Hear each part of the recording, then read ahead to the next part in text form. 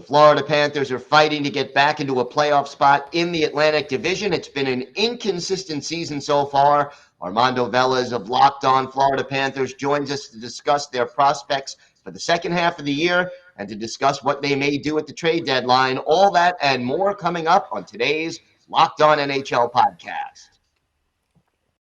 You're Locked On NHL, your daily podcast on the National Hockey League. Part of the Locked On Podcast Network, your team every day.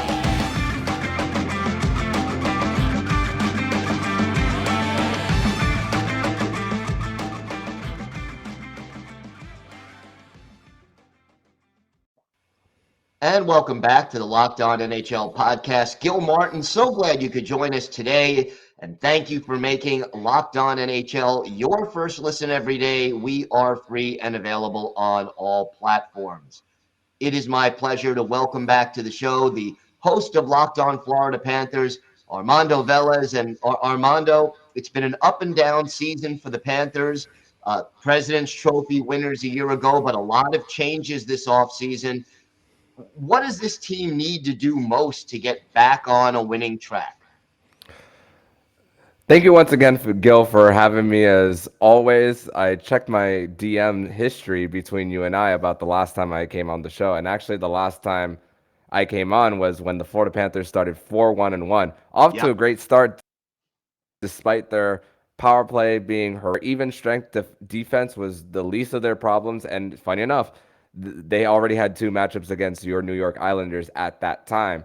But it's basically their inability to kill penalties because since the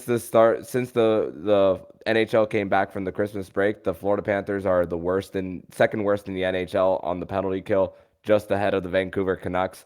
And the thing is, for the Florida Panthers, even strength, they eliminate rush chances for their opposition. So you would think with eliminating rush chances for the opposition and Sergei Bobrovsky actually playing well since December 1st, he has a .920 save percentage for the Cats, and he had an out for the Florida Panthers, where the Panthers almost blew a third period lead again against Vancouver. He's been great since December 1st. And the problem with the Panthers is that there are so many turnovers in their own zone, and the opposition is just forechecking the Panthers to the point that it's creating all those turnovers that are making such back-breaking plays, along with taking untimely penalties. Yeah, I mean, they are next to last in, penalties, where they have the second most penalty minutes of any team in the league. What do you think is causing that, and is it something the coaching staff can address? I believe it's something they can address. It's just untimely penalties for them.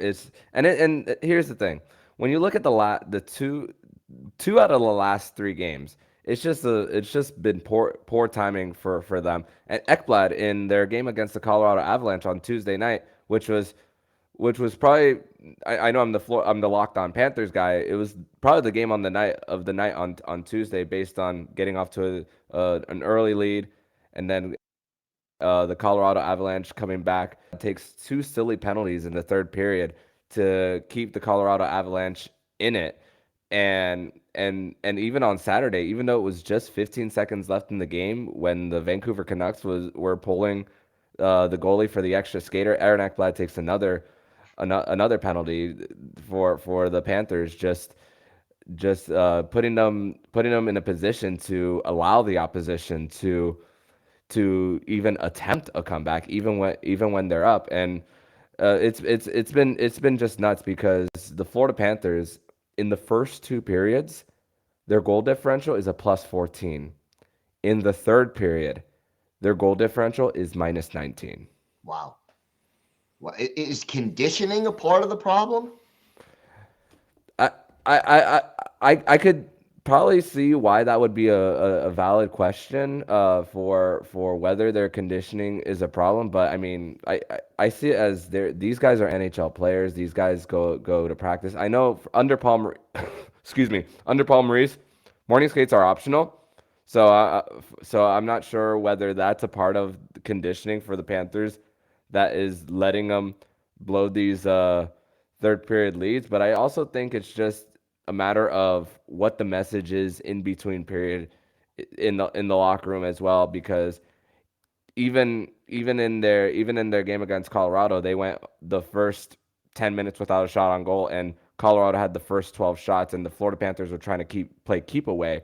And the same thing happened against on Saturday as well, for the Cats, where they were trying to play keep away with the lead, and then what happens? The opposition goes on the other end and scores to cut the deficit to one. Luckily, the Panthers have escaped those, and it's thanks to their power play.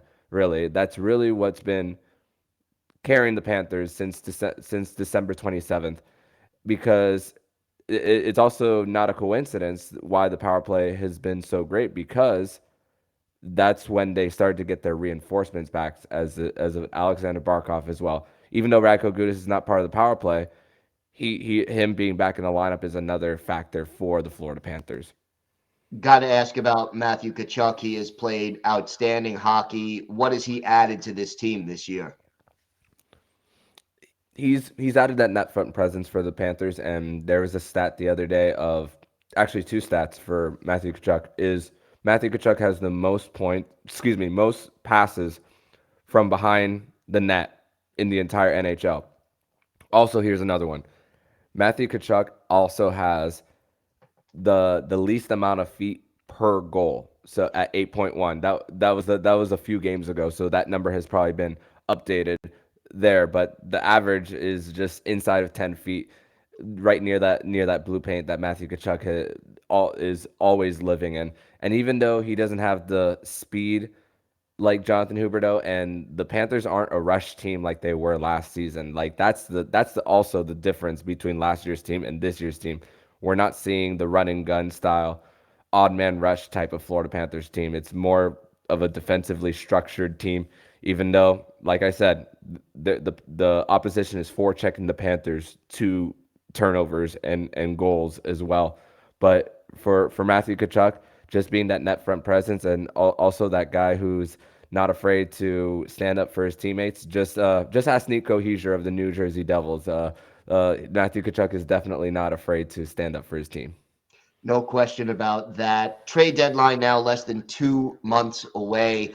Obviously, the Panthers battling for playoff position. What do you expect them to do as we get closer to the deadline? It's crazy because the Florida Panthers currently have two contracts on LTIR, as in Anthony Duclair and Patrick Hornquist. Patrick Hornquist suffered his second concussion of the season, almost two handfuls of concussions in his career. And Anthony Duclair just started participating in a full practice for the first time this weekend. So it's a very encouraging sign that he could be coming back soon. The original plan for the Florida Panthers was to have him back around the All-Star break for the Cats, and they're still way above the salary cap ceiling for with those contracts. So they're gonna have to make some type of trade. Right now, Sam Bennett is performing well, raising his trade value. And that's something that Frank Saravelli of Daily Faceoff reported, that it could either be one of Sam Bennett or Sam Reinhart. And they don't have a first-round pick till 2026. So based on where they are outside looking in, they could try to recoup some of the draft assets that they lost from last year's trade deadline. The thing is, with how stacked this 2023 draft class is, the word around the NHL is that teams are very hesitant to trade their first round picks because this is, and nobody knows how the cap is going to rise coming, and so there's still a little bit of uncertainty with that. All right, it'll be interesting to see, and we'll definitely have to watch and listen to your podcast to keep track of it. Armando, why don't you tell our viewers and our listeners how they can do that and where they could find you on social media as well? They can follow me on Twitter at MondoMan12. They can follow the show account on Twitter at LO_FLA Panthers. And if you give me a follow, you'll see just me talking a little bit about how heartbroken I was about the Dolphins being eliminated by the Buffalo Bills, but still proud of them for putting up a fight in a game that they had no business winning. But the rest of the time, you're just seeing me just all Florida Panthers all the time, the rest of the way. And The time is now for not only for South Florida to be focusing in on the Panthers as they try to make a push for the playoffs. All right, Armando, thank you so much for joining us. It's always a pleasure to talk hockey with you. Thank you so much, Gil, as always. Today's episode is brought to you by your friends at BetOnline. BetOnline.net is your number one source for sports betting info, stats, news, and analysis. Get the latest odds and trends for every professional and amateur league out there, from the NFL playoffs to pro and college basketball, soccer, and of course the NHL. We've got it all at betonline.net. And if you love sports podcasts, you could find those at BetOnline as well. We're always the fastest and easiest way to get your betting info. Maybe you want to check out the latest odds on this week's NHL games to see if you could take your knowledge of the NHL and put it to good use. Head to the website today or use your mobile device to learn more. Bet online, where the game starts.